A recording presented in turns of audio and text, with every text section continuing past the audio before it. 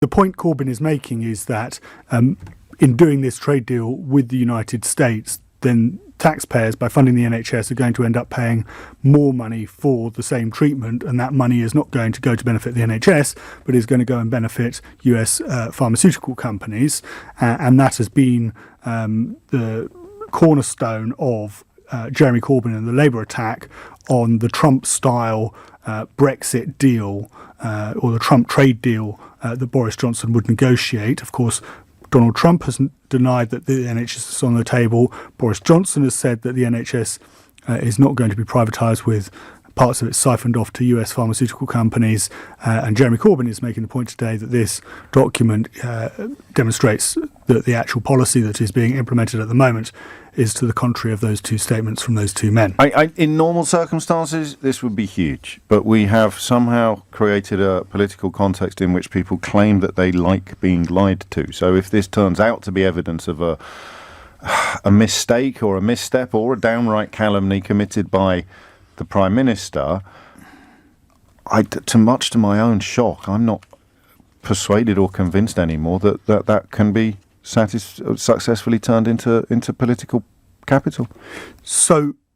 now, he's already tweeted this morning. Boris Johnson has tweeted something about the Australian points-based immigration system, and the NHS will never be on the table.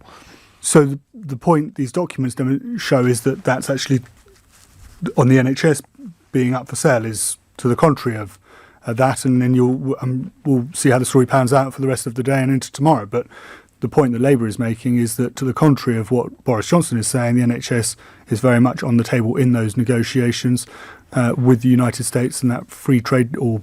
trade deal with Donald Trump. And the problem then becomes, of course, that while there will be a difference between what the Americans might be asking for and what we will give them, I don't think you need to be a fully paid up member of the anti-Boris Johnson club to recognise that the necessity or the desperation for something that they can describe as a trade deal increases exponentially with every syllable of Brexit rhetoric. So you're saying that, yes, so you're saying that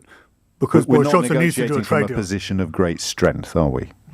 So the point you're making is that because Boris Johnson wants to secure a trade deal with the United States, in order to get that trade deal with the United States, he'd be willing to give things away. Major concessions would be made on the British side, secure in the knowledge that if the British media are going to report reheating Theresa May's rejected withdrawal agreement as some sort of magnificent victory, then he can be fairly confident that huge swathes of the British media will report the worst trade deal in history as a yet another mark of Boris Johnson's unalloyed genius. The other thing to point out, of course, James, is that in order to secure frictionless access between the border between the UK and the European Union,